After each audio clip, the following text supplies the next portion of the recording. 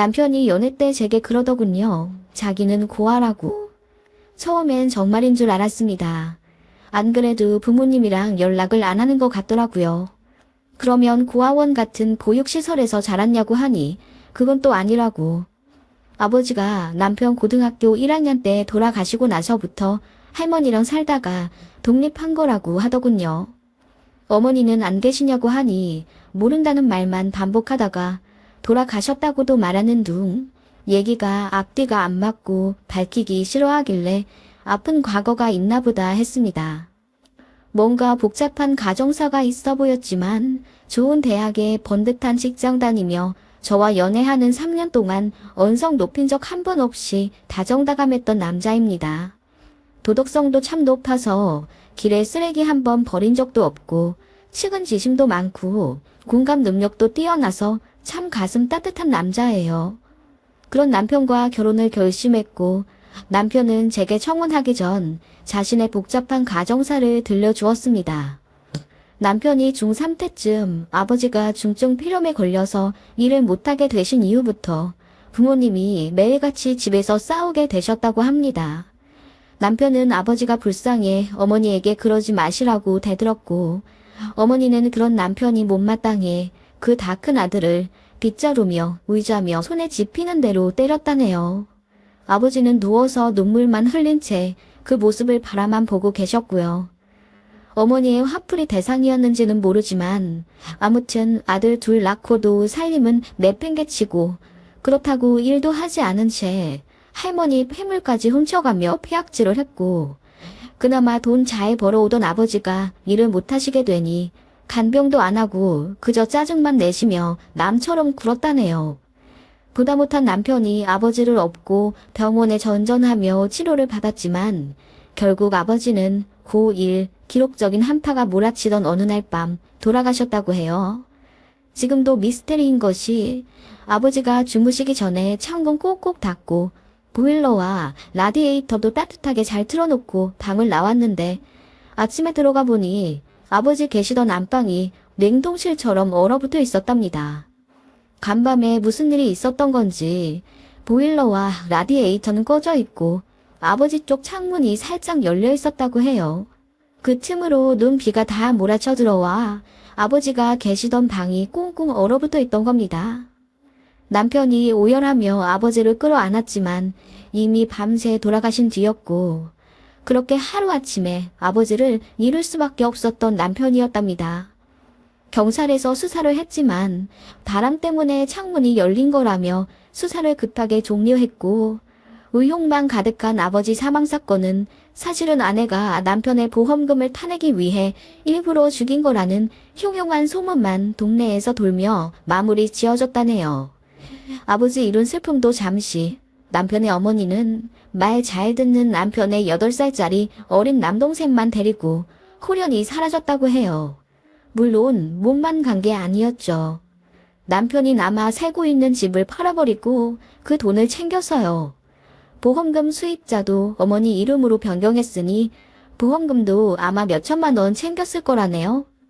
하루아침에 집도 잃고 가족도 잃은 남편은 학교 담임 선생님의 도움으로 학교 당직실에서 한 달 정도 잠을 자며 학교를 다니다가 할머니가 동네 사람에게 뒤늦게 소식을 듣고 울면서 교실에 찾아오신 이후로 할머니와 함께 살게 되었다네요. 흰 쌀죽조차 귀할 정도로 찢어질 듯 가난한 고등학교 시절을 보냈지만 할머니가 사랑으로 보듬어 주신 덕분에 남편은 씩씩하게 자랄 수 있었고 도끼에 가득 차서 공부만 그렇게 열심히 했답니다. 그 결과 명문대에 장학생으로 입학했고 연봉 높은 좋은 직장에 취직할 수 있었대요. 정신없이 돈을 모아 할머니를 위한 작은 아파트를 하나 마련해드리고 못다한 효도를 할머니께 다 해드렸다네요. 저도 결혼 허락차 할머님을 뵈러 간 적이 있었는데 고생을 많이 하셔서 얼굴과 손이 많이 상하셨지만 그 미소만큼은 성자만큼 인자하고 자애로우셨어요. 저는 남편의 이야기를 듣고 눈물을 참을 수가 없었습니다. 제 가정사도 사실 평범하진 않거든요. 술과 도박에 빠져 살며 매일같이 엄마를 구박하고 못살게 굴었던 아빠 밑에서 컸습니다. 아빠가 돌아가시고 난 후 비로소 평안을 얻었지만 아무튼 저도 아픈 기억이 있는 터라 남편의 상처 역시 제 일처럼 가슴 아팠어요. 저희는 손을 맞잡으며 누구보다 행복한 가정을 꾸리자고 눈물로 약속했습니다. 그렇게 하게 된 결혼식엔 남편 혼주석에 남편의 할머니만 오셨습니다. 시어머니처럼 평생 모실 생각이었는데 저희 결혼 생활 하는 거 겨우 반년 보고 돌아가셨네요. 아무튼 그렇게 저희는 아들, 딸 낳아 평범하지만 너무나도 행복하게 가정 꾸리며 살아가고 있었어요. 결혼 기념일 6주년에는 아들, 딸이 동전 모아 집 근처 꽃집에서 산 꽃다발과 남편의 깜짝 선물인 제 USB 차도 받으며 눈물 펑펑 쏟는 행복한 시간을 보냈었죠. 그런 시간도 잠시 몇 주 뒤 상상도 못할 일이 생기게 됩니다. 남편이 고향 동생의 결혼식에 방문해서 그곳에서 오랜만에 만난 친구들, 동생들에게 나눠준 명함이 화를 불러일으켰어요. 그 중에 한 명이 남편 예전에 연락이 끊겼던 남동생, 그러니까 저에게 도련님이죠. 도련님과 학교 선후배 사이였던 겁니다. 도련님이 그렇게 어찌저찌 남편의 연락처를 캐물었고 20년이 훨씬 넘어서야 상봉을 하게 되었어요. 남편은 사실 어머니에게만 악감정이 있었지 당시 어린 동생이었던 도련님은 늘 그리워했었거든요. 너무 어린데 그 악독한 어머니에게 버림받고 어디 고아원에 처박혀 있진 않을까 생각하며 전국에 있는 고아원에 연락도 해보곤 했대요. 물론 남동생의 이름은 없었답니다. 그때만 해도 남편도 요령이 없어 동사무소에서 터류 떼는 방법도 몰랐고 한참 후에야 알게 되었지만 남동생은 어머니와 경기도 모처에서 잘 살고 있었던 걸 알게 된 이후부터 가슴속에서 관심을 끊었다고 해요. 아무튼 그런 남동생이 남편에게 연락을 한 거였죠. 저는 남편이나 40이 넘을 정도로 시간이 많이 흘렀기에 남편 역시 예전만큼의 폭풍의 감정은 남아있지 않았지만 어머니를 혹시라도 보게 될까봐 그 점에 조심스러워하며 처음엔 남동생을 만나려 하지 않았습니다. 그런데 도련님이 너무나도 적극적으로 딱 한 번만 보자고 졸라대는 통에 결국 만남을 가졌고 남편은 뒤늦게 몰려온 감정에 잠식되어 상봉하자마자 거의 30분을 통곡하며 울었습니다. 저도 옆에서 보면서 울었죠. 그런데 도련님은 처음에만 조금 울었고 나중에는 덤덤한 듯 하더라고요. 그렇게 애타게 만나자고 했던 그리운 형인데 막상 만나니 태도가 좀 돌변한 듯 차갑게도 느껴졌어요. 아마도 제3자인 저만 느낀 듯했고 남편은 정신이 없어서 몰랐던 것 같기도 하더라고요. 결혼하고 나서 처음으로 보게 된 도련님은 그간 어떻게 살았는지를 말하면서 그제야 울더군요. 엄마 손잡고 뭣도 모르고 고향으로부터 도망쳐 나와 어느 산골짜기 집에 들어가 숨은 듯 살았대요. 어머니는 남편을 죽인 살인자일 거라는 주변의 모함 때문에 괴로워서 도망친 거였고 그나마 말 잘 듣는 막내 아들마저 없으면 살 자신이 없을 것 같아 데리고 나온 거라며. 그런데 집 나오자마자 사기를 당해서 빈털터리가 되었대요. 사망보험금도 거의 잃어버린 수준으로 그냥 없어졌다나? 그래서 쓰질 못했대요. 그런데 설상가상으로 어머니가 위암에 걸리게 되고 시동생이 어린 나이부터 5만 가지 알바를 다 하며 어머니 병간호로 했답니다. 서류상으로 형이 어디 살고 있는지는 알게 됐지만 어머니가 아들한테 피해주기 싫다며 연락을 긋고 만류한 까닭으로 형에게 찾아오지 못했었다며. 현재는 항암 치료 중이지만 오늘 내일 한다며 먼 아랫지방 단칸방에서 월세살이를 한다더군요. 남동생은 전국 돌아다니며 일용직으로 일하고 있다고 하고요. 평생 연락하지 않으려 했지만 어머니가 돌아가신 후에 연락하면 형인 남편도 더 가슴 아플 것 같아 미리 얼굴이라도 보라고 연락을 했다는 겁니다. 그 얘기하면서 어찌나 꺽꺽 울던지. 남편도 그 말에 너무나 가슴 아파했습니다.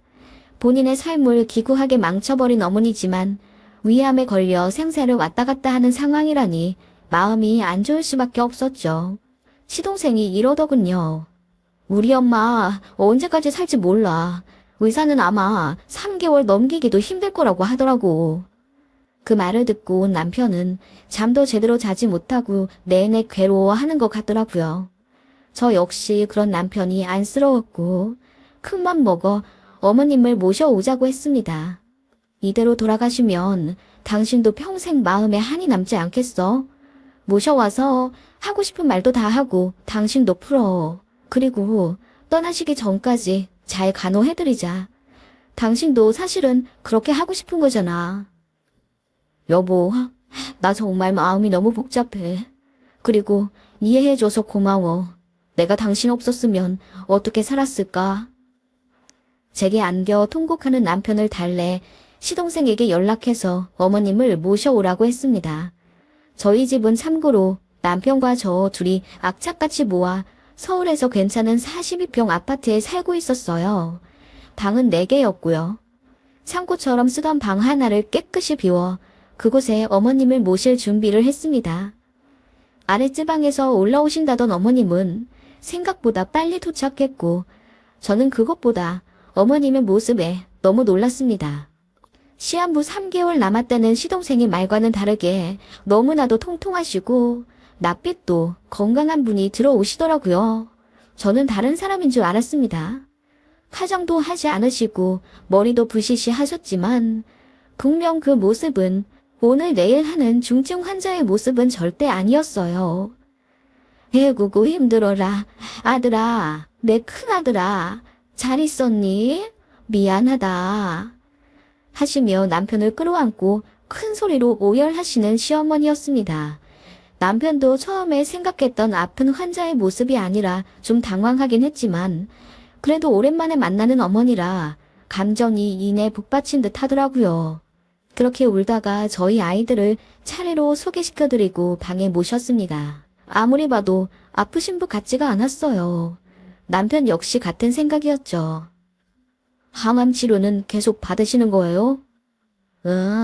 그런데 가망이 없다나 봐. 그냥 중단했어. 의사가 항암 안 받아도 된대요? 이제 안 해도 된대. 그냥 죽을 나이만 받은 거지 뭐. 그런데 아들아, 며느라, 내가 오면서 뭘 먹질 못했는데 죽 한 그릇 떠다 줄 수 있겠니? 아, 네. 죽 드셔도 괜찮으시죠? 제가 어머님 도착하기 전에 좀 찾아봤는데 위암 중증 환자는 유동식 같은 거 겨우 드신다고 해서 저희가 한 박스 좀 사다 놨거든요. 유동식? 캔에 있는 그 환자들 먹는 거 말이냐? 네, 소화가 어려워서. 아니, 그 맛도 없는 걸 왜 먹어? 그냥 죽 해다 줘, 죽. 소고기 있으면 좀 잘게 넣어서 해주고. 어머님은 고기를 절레절레 하시며 소고기 죽을 요청하시더라고요. 좀 당황스러웠어요. 아무튼 그렇게 죽을 만들어 드렸는데 어머님이 간을 하나도 안 했다며 갑자기 화를 내시더라고요. 내가 죽을 날 받긴 했지만 아무리 그래도 소금간 하나 하지 않으면 어떻게 먹는단 말이야. 간장이랑 참기름 좀 떠다 오너라. 아프시다던 어머님이 호랑이처럼 드센 기운으로 후통을 치시더라고요. 그 모습에 저도 놀랐고 남편과 애들도 놀랐습니다. 며칠 뒤 남편이 참다 묻더군요. 엄마, 아프다고 해서 모셨는데 내가 보기엔 엄마 하나도 안 아픈 사람 같아. 내일 당장 병원부터 가보자. 뭐? 병원? 너 내 말 못 믿겠다는 거냐? 나 3개월도 못 산대도. 형, 너무한다. 그럼 얼굴에 죽을 사자라도 써놔야 시한부 선고받은 거 믿을 거야. 엄마 이거 다 부으신 거야. 제대로 드시지 못해서. 우리 너무 돈이 없어서 소고기 몇 년 만에 먹는 거라고. 도련님과 시어머니가 억울한 듯 말했고 저희는 어안이 벙벙했죠. 솔직히 말해서 그때 저는 알았습니다. 아, 속았구나 하고요. 그 뻔뻔한 모자는 그렇게 저희 집에서 기생하기 시작했습니다. 병원부터 가보재도 힘이 없어 현관 밖으로 3발자국도 못 나가겠다며 들어 누우시더니 냉장고 뒤질 땐 왜 그리 힘이 넘쳐나는지 TV도 엄청 크게 틀어놓으며 깔깔거리며 웃고 노래자랑 같은 거 틀어놓으면서 목청껏 따라 부르시더라고요. 누가 봐도 하나도 안 아파 보였어요. 남편이 결국 나가라고 화를 냈습니다. 그렇게 버리고 가서 평생을 힘들게 살았고 증오하며 살았는데 살 날이 몇 개월 남지 않았다는 얘기 듣고 동정심에 모셔온 거라고. 아프지 않았으면 모셔올 생각도 안 했고 연락조차 안 했을 거라며 이렇게 멀쩡할 거면 그냥 빨리 나가라고 했어요.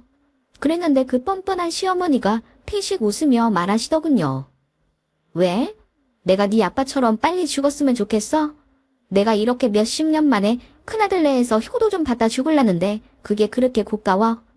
보기 싫으면 네 아빠처럼 어서 나를 하늘로 보내버려. 뭐라고요? 어머니, 그게 버린 아들한테 할 말이에요. 너도 내가 네 아빠 죽였다고 생각하는 거잖아. 아니야? 어머니, 그래요. 말 나온 김에 물어볼게요. 그때 어머니가 창문 열고 보일러도 껐죠? 내가 아빠 잠들기 전까지 아빠 살펴봐 드리고 나왔어요, 분명히. 그리고 엄마는 그날 새벽에 들어왔죠. 그리고 나서 아빠가 그렇게 된 거예요. 그래, 맞아. 내가 네 아빠 죽였어. 돈은 안 벌고 내내 빈둥거리며 누워만 있는 게 눈꼴 시려워서 보험금이라도 빨리 내놓고 가라고 내가 그랬다. 네 동생도 봤어. 그런데 지 엄마 보호해준다고 지금까지 뻥끗 안 하는 거야. 얼마나 착하니? 내가 싹수 딱 보고 네 동생만 데리고 나온 거지. 너는 애초부터 애미인 나를 벌레 보듯이 했어. 엄마가 쌀집 아저씨랑 바람난 거 내가 모를 줄 알았어요? 바람나서 자식들이 오늘 한 끼나 제대로 먹었는지 궁금해하지도 않았으면서 그런 엄마를 어떻게 엄마 취급해요? 네 동생은 나 엄마 취급 잘만 해주더라. 시어머니는 그렇게 외치고 방으로 들어가 버리셨어요. 처참한 심정의 남편이 그 길로 고향 동생들에게 수소문해 도련님에 대한 정보를 수집하기 시작했어요. 알고 보니 도련님이랑 시어머니는 사기 전과도 있던 모자 사기단이었다더군요. 가정사가 워낙 좋지 않은 남편이라 고향 동생들이 아예 말을 하지 않았다고 해요. 그래서 도련님이 형 전화번호 알려달라고 했을 때 다들 모른 척하고 있었는데 눈치 없는 한 동생이 그냥 알려주게 된 거라나. 그날 이후로 저희 집은 모든 것이 꼬여버렸습니다. 모든 게 드러난 도련님과 시어머니는 어렵게 들어온 저희 집에서 절대 나가지 않으려 했습니다. 남편과 제가 나가라고 억지로 밀어도 되려 경찰에 신고할 거라며 자기들 몸에 손도 못 대게 하더군요. 저희가 들어오라고 연락한 증거가 있다면서 이렇게 무력을 써서 내보내면 저희들을 처벌 대상이라며 말은 어찌나 청산 요수처럼 잘하던지요. 사기꾼들이라 다르긴 다르더군요. 어린 아이들이 있으니 그 앞에서 몸싸움을 하거나 매일같이 싸울 수도 없었습니다. 아이들 앞이라서 더 신중해야 했어요. 가뜩이나 발괄한 시어머니 때문에 스트레스 받아 했었거든요. 몸 아프신 할머니 모셔온다고 하니 간호해드릴 생각이었던 착한 애들인데 말이죠. 그 와중에 시동생이 이러덥디다. 형수, 반지 같은 거 하나 없어?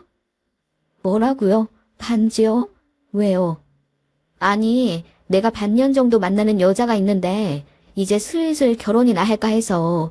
그런데 내가 돈은 없고 혹시 갖고 있는 반지 있으면 좀 빌려줘 봐요. 프로포즈만 잠깐 하고 돌려드릴게. 뭘 하고요? 남의 반지를 빌려서 프로포즈를 한다고요? 제정신이세요? 왜 안 돼요? 우리 엄마가 여자한테 큰 돈 쓸 필요 없대요. 형수한테 하나 빌려서 청혼하라고 하던데요? 어쨌든 프로포즈는 해야지 넘어오니까 예물 반지 같은 거 하나 있음 좀 빌려줘. 쓰고 바로 갖다 줄 테니. 뭐라고요? 시어머니가 그랬다고요? 다 참 어이가 없어서.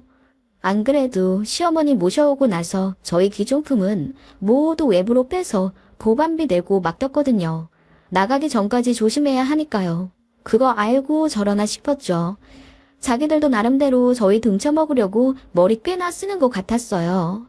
사실 여러분, 저희도 생각이 있었답니다. 시어머니와 도련님을 완전히 쫓아내고 다신 근처도 못 오게 하는 방법이요. 그 방법을 위해 남편이 한동안 잠도 못 자고 변호사들과 상담했었고요. 경찰서 법원을 제 집처럼 들락날락 거렸어요. 마침내 남편이 경찰을 데리고 집에 왔습니다. 사실 시어머니가 본인이 시아버지를 돌아가시게 만들었다는 사실을 자기 입으로 밝힐 때 제가 다 녹화하고 있었어요. 처음 저희 집 왔을 때부터 이상한 거 눈치챘고 그 이후로 시어머니 대면할 때마다 꼭 동영상 녹화를 켜놓고 얘기했습니다. 그래서 그때 어머님이 자백한 게 다 녹음이 되었어요. 그때 홧김에 저희 남편 약 올린답시고 아주 자세히 말씀해 주셨거든요. 마침 살인 공소시효도 25년으로 늘어나게 됐고 남편이 경찰서와 법원에 끊임없이 간청하여 제 수사권을 따오게 된 거죠. 시모는 그대로 경찰서에 끌려가게 되었고 결국 남편을 살해했다는 범행을 시인했다고 하네요. 그리고 시동생 역시 당신은 어려서 미성년자였지만 성인이 된 후에도 어머니가 아버지를 살해했다는 사실을 알면서 묵인한 점과 그동안 수많은 여자들을 상대로 혼인 빙자 사기를 했던 점이 드러나 시모와 시동생은 구속을 면치 못하게 되었습니다. 사기 전과가 많았고 마침 또 다른 사기 피해자들이 시모와 도련님이 경찰서에 끌려갔다는 사실을 알자마자 증거를 앞다투어 제출해 가중처벌되어 시모와 도련님은 각각 19년, 12년씩 형을 선고받게 됐습니다. 저는 도련님 여자친구를 수소문에 찾아가 모든 사실을 알렸어요. 너무나 순진한 그 아가씨는 정말 몰랐다며 펑펑 울더군요. 제 손을 잡아주며 자기 인생을 구해줘서 고맙다고 남자 보는 눈이 없는 본인 탓이라고 하는데 저도 그때 워낙 처리할 일들도 많고 여유가 없어 더 따뜻하게 말해주지 못하고 돌아섰네요. 그 점이 내내 마음에 걸려요. 혹시 이 글을 보고 있다면 이 사건의 당사자가 본인인 줄 다 알겠네요. 시간이 많이 흘러 지금은 다른 누군가와 결혼해 아이를 낳고 키우고 있을지도 모르겠고요. 많이 늦었지만 이 말 꼭 해주고 싶어요. 남자 보는 눈이 없는 본인 탓이 아니었어요. 우리 엄마도 평생을 그 말씀하시며 자책하다 돌아가셨는데 제가 엄마 탓 아니라고 더 안아주지 못했던 게 가슴에 한이 남습니다. 본인 탓이 아니라 그 나쁜 놈이 작정하고 속인 거니 자책하지 않았으면 좋겠습니다. 참 저희는 다른 집으로 이사 갔고요. 혹시라도 몇 년 뒤 형을 다 살고 나올 시모와 시동생이 서류상으로 저희 개인정보를 절대 열람하지 못하도록 조치도 해놨습니다. 남편은 어머니에게 한 번 더 뒤통수를 맞은 충격에 한동안 힘들어했지만 가족으로 인한 상처는 가족으로 치유한다고 저희 애들과 부대껴 여행도 다니고 그러면서 치유했어요. 지금은 너무나 행복하고요. 쓰다 보니 길어졌네요. 여러분 모두 가족과 함께 행복하시길 바랄게요.